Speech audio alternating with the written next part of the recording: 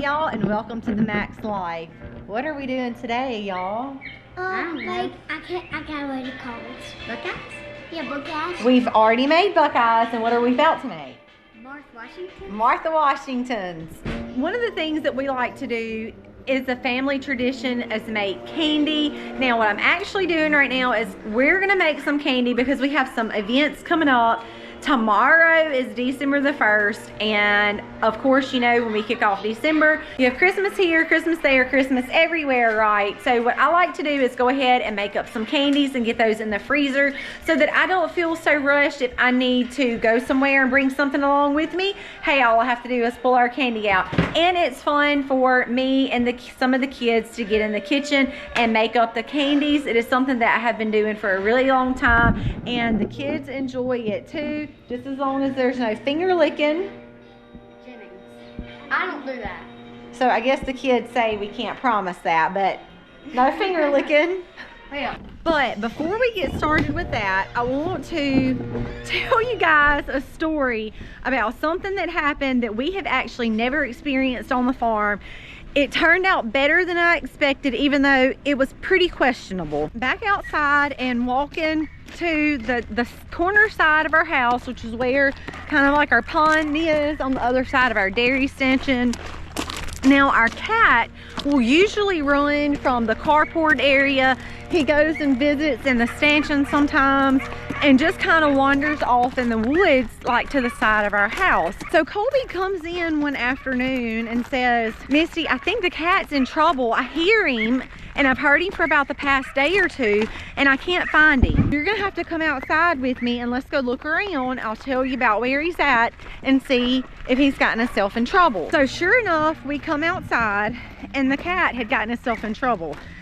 Now, when we spotted him, he was way in the top of this tree. I'm gonna show y'all. So here's the tree that I'm talking about right here. He was in the very top on this long branch right there. Probably not gonna be able to get a good perception of how high that is, but that is probably a little bit higher than our roof line. So about 30 to 40 feet. Now, I initially did not know what to do. The first thing that come to my mind, well, cat is stuck in the tree and the cat's come down. I mean, I don't really know. We've never had, our cat has never gone up the tree. He's the only one that we've ever had that's been outside. We had another cat, inside cat, a long time ago. It's not with us anymore, so I really didn't know what to do. So Colby got on the phone with a guy that we know that works at our local fire department, and I quote, the conversation says, "Well, we really don't put priority on cats being in the trees. That's not something that we really do." So at that point in time, I was like, I don't know what else to do. So what we did is Aiden ended up having a friend that had some ropes. It took him about 2 days to get here, and Aiden was gonna try to go up. It's got like some harness, safety harnesses on it. I guess it's pretty similar to what maybe the linemen use.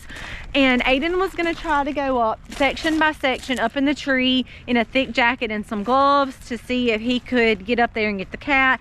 Well, the more he got to looking at it, the more uncomfortable he got, which I was fine with. So at first he was like, "I'm gonna go up in that tree, Mom, and I'm gonna get the cat." So I was like, okay, just as long as you're careful, you know, I'm fine with that. Aiden, obviously he's about to be 16 and boys just want to do boy stuff. But the more he got to looking and realized how high that tree is up, he quickly changed his mind. He was like, "I don't think them ropes are gonna be able to get me up there," which, like I said, is fine.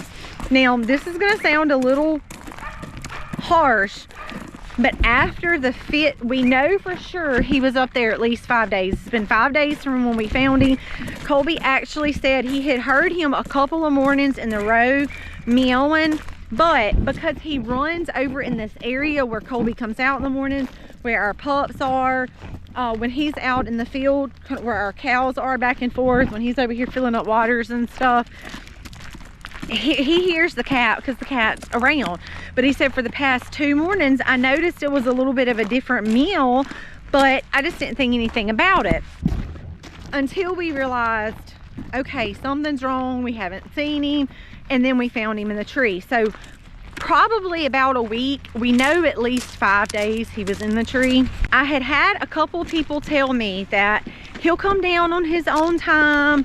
You know, if cats go up, cats can come down. You know, I actually had several people tell me that. You know, obviously in my mind, the people that have told me that their cats have went up the tree and their cats come down, I'm like, well, he seems terrified to me, but if he gets hungry, maybe he'll eventually come down. We're like I said, we're going on like our 5th day here. He is in one spot, y'all, and he literally won't move. So he's up in the top of the tree, he's in a corner, and he literally will absolutely not move. I could tell by the first day that we found him, he was moving just a little bit, that he was terrified. I could see it in his eyes, I could hear it in his meow, and I knew when he got in that one little corner, and he'd been there literally for days and was not moving, day in and day out. We actually had some pretty heavy rain a couple of days ago, and he had to stay there and weather all of that. So come today, I said, Aiden, if he doesn't come out of the tree, he's gonna die. We have to find a way to try to get him down. The kids have some little airsoft guns. There are 2 that are like super cheap, like they really don't even hardly shoot. I mean, you can pretty much be right up on somebody and shoot them and it just doesn't hurt. However, Aiden has a set of 2 that we paid a couple $100 for, and they're automatic. They're not like the little pistol that he has, and one of the ones that they were out here playing with a couple of days ago. Like, those just really don't even have any power. They're like they're kind of like, I would compare them to a Nerf gun, okay? They have about the power of a Nerf gun. I mean, they're gonna hit you and you're gonna notice it and be like, don't shoot me with the bullet or whatever. But the ones that Aiden has upstairs are pretty powerful. When we realized the ropes weren't gonna work, another day or 2 had passed. I was like, okay, it's either he's gonna die in the tree or we're gonna have to do something to try to get him down. Either he's gonna have to fall, or he's either gonna die that way, or he's not gonna die that way and he's gonna come down, or he's gonna stay in the tree and die. That was kind of like our options. He's either gonna stay in the tree and die, he's gonna come down and die, or he's gonna come down and be okay. We went ahead and got the automatic airsoft gun from Aiden's room.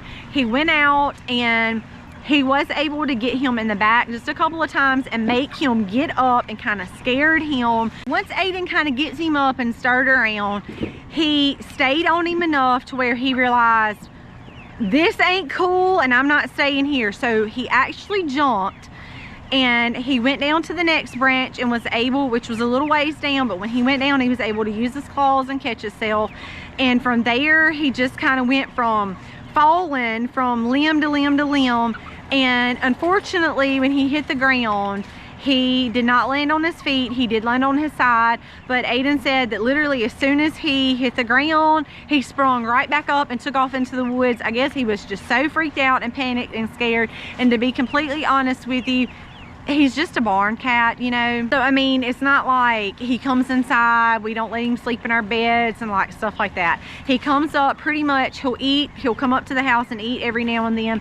His place, he likes to be those in our barn that's over on the opposite side of the house, over in the stanchion or in the woods behind our house. So I will say this, as much as we thought his chances was very, very slim, he kind of went against all of the cat theories of the cat will come down when they're hungry, or he'll get hungry enough and come down, or cats always land on their feet. Y'all, that ain't true.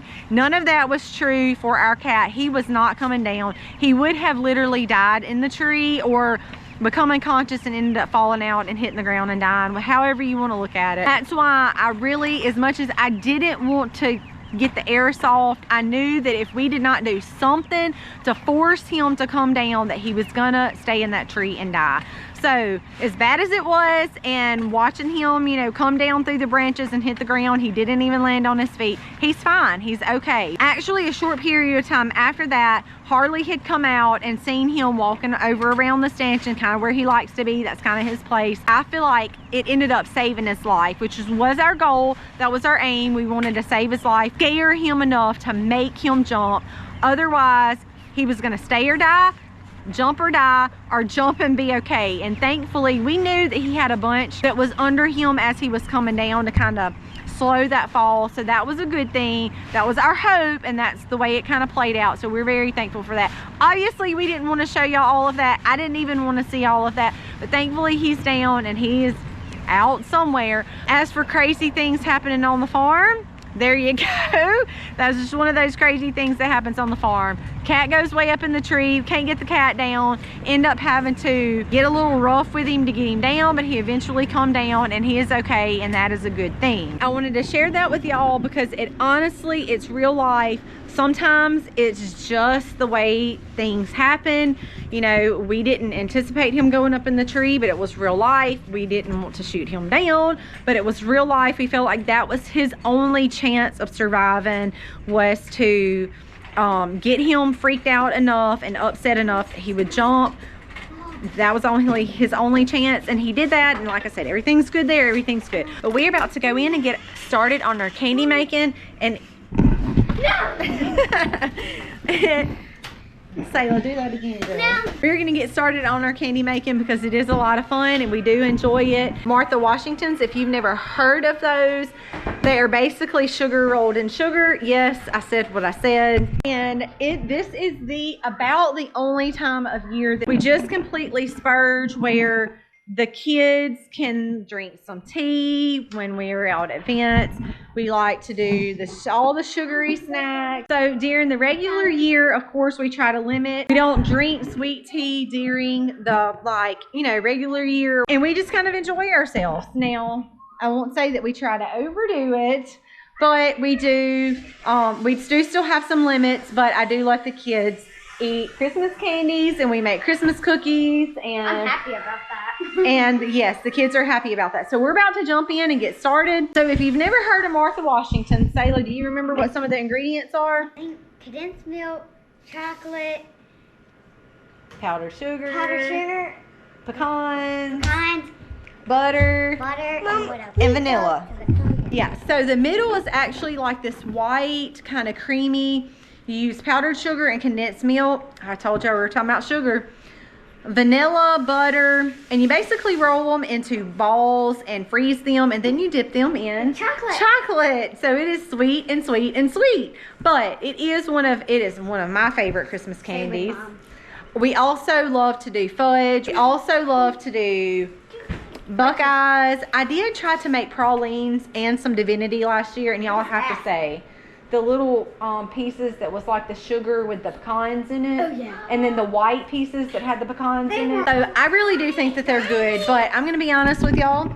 I have been making candy for a little while in the kitchen, but pralines and divinity are always my hardest. Now, y'all know that we live in a high humidity area right here, and I have tried to watch the weather. If we know it's going to rain, don't do those. However, that has not always worked for me. Sometimes I've made praline and divinity and it just doesn't turn out. And sometimes I make it and it does, regardless if it's sunshining or not. So those two things, I still have a couple of years of working on perfecting, and the rest of the candy is pretty easy, and it's something that we just like to do, is make little candy trays.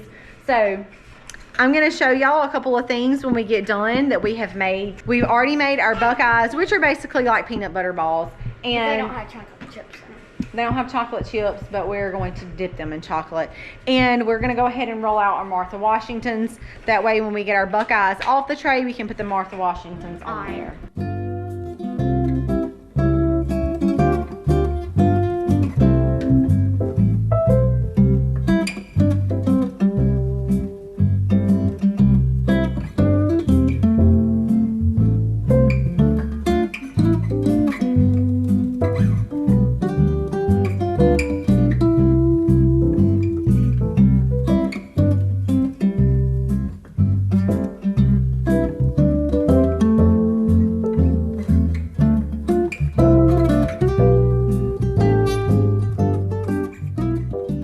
That's a wrap on today. We're in the middle of candy making, and it's always a fun time and wonderful memories. But I hope you guys have had a wonderful day. God bless and happy homesteading, y'all.